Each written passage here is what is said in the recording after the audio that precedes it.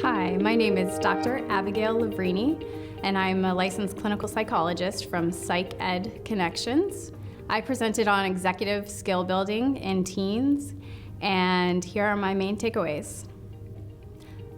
Executive function deficits commonly occur with Tourette syndrome.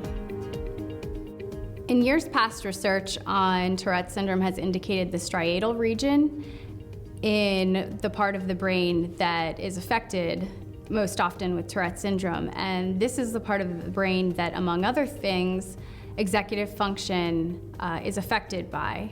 In recent years, more research has showed us that there are additional parts of the brain also affected, including the frontal lobe and dopamine production. And these are also areas that can be affected by executive function. There are also several other disorders that coexist with Tourette syndrome, like ADHD, ODD, OCD, that are affected by these similar areas of the brain and the circuitry of the brain. And putting all of these together can compound the deficits that we see in executive function with individuals with Tourette syndrome. Executive function can be broken down into several areas. Simply speaking, executive function is the brain's CEO. So individuals who struggle with executive function can be affected in many areas. These are things like organization, time management, trouble getting started on tasks, often trouble shifting from one task to another.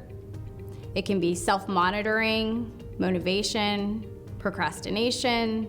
It can even mean trouble inhibiting emotions and having trouble with emotional regulation. So there are a lot of areas that can be broken down when we talk about executive functioning. Luckily, there are several strategies that teens who struggle with executive functioning can use to improve these deficits. One area that can be affected with executive function is goal setting and planning for the future. Individuals with executive function deficits struggle with goal-directed behavior. That's maintaining an idea in one's mind and working towards that idea and monitoring the behavior so that they can reach the goal that they have in mind. I like to work with teens and help them to set long-term goals for themselves that set them up for success. So this means, like when building a house, you need to build a solid foundation. It's building a solid foundation for those goals. I use an acronym called SMART-P in order to help develop goals that are going to help teens to be successful.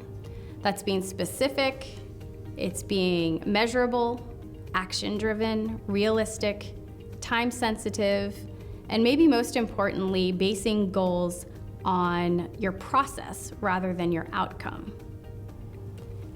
There's also many tools for things like time management, organization, motivation that can also be used in addition to help overcome some of these deficits. Here are my 3 takeaways again. Executive function deficits commonly occur with Tourette syndrome. Executive function can be broken down into several areas.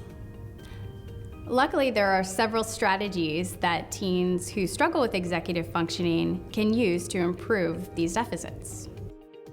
A key question that came up during the presentation was the importance of teens to self-advocate and start to use some of these strategies on their own.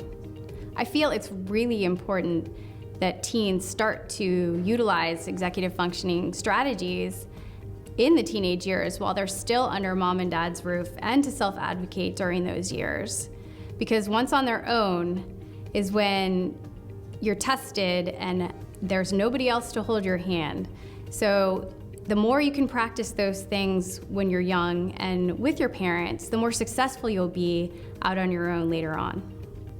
If you have any questions or are in need of any resources to help you with executive functioning or ADHD, a good organization to reach out to is CHADD. It's CHADD.org, and it stands for Children and Adults with Attention Deficit Disorder.